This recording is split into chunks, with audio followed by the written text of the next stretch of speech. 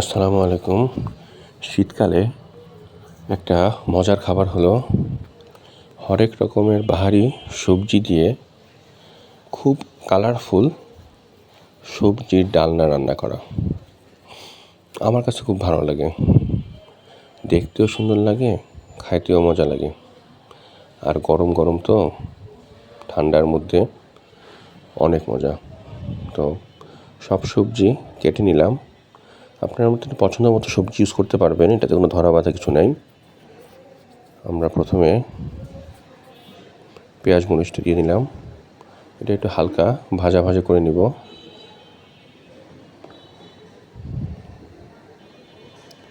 এর মধ্যে স্বাদ মতো লবণ দিয়ে নিলাম আর তেল নিয়ে নিলাম। শীত হঠাৎ করে অনেক জেঁকে বসছে, আর সেই সাথে সবজির দামটাও ধুম করে পড়ে গেছে। আমাদের এখানে 20 টাকা করে কিনলাম সব সবজিগুলো, ফুলকপি, সিম 20 টাকা। কালারটা দেখছেন সুন্দর না? সবুজ, কমলা, হলুদ, গাজরের কালারটাও সুন্দর। গাজর এগুলো শুধু খাওয়া যায়।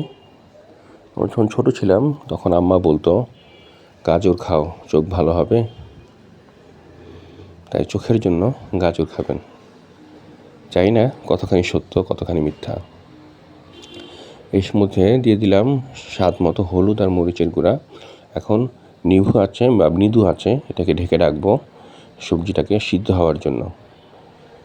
ধনেপাতা কুচি করে কাটছি, ধনেপাতা দিয়ে দিলাম। আমাদের সবজিটা কিন্তু মোটামুটি রান্না হয়ে গেছে। এর মধ্যে এখন একটু তেল দিয়ে দিচ্ছি। তেল দিয়ে আর 2-1 মিনিট একটু রাখবো তেলটা ভালোভাবে মিশে যাওয়ার জন্য। এরপর চুলার আঁচটা বন্ধ করে দিব।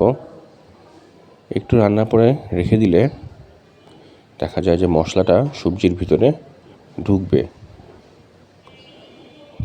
যারা আমার ভিডিও পছন্দ করেন, লাইক কমেন্ট শেয়ার করে পাশে থাকবেন। শীতে লাল শাক খেলে হয় না, এটা স্বপ্ন থেকে কিনছি, 2 আটি 15 টাকা, ভালোই ছিল। তো ইন দ্য মিন টাইম আমাদের সবজিটাও কিন্তু রান্না হয়ে গেছে। আর পাশের চুলায় শাকটাকে বসায় দিচ্ছি। শাকটাকে প্রথমে লবণ দিয়ে সিদ্ধ করে নিচ্ছি। সিদ্ধ করে নেওয়ার পরে এর মধ্যে দেখেন ধনেপাতা দিয়ে দিচ্ছি। এর মধ্যে শাকটা কিন্তু আমাদের সিদ্ধ হয়ে গেছে। কালারটা দেখেন কি সুন্দর, যেন একদম রক্তের কালার, টকটকা লাল। আমি স্বপ্নের থেকে শাক কিনে আসলে এরকম সুন্দর শাক পাইছি। অন্য জায়গা থেকেও কিনি, কিন্তু সেই শাকগুলো ভালো হয় না। ওটাকে আসলে লাল শাক না গোলাপি শাক বলে একটা, ওটাও হতে পারে।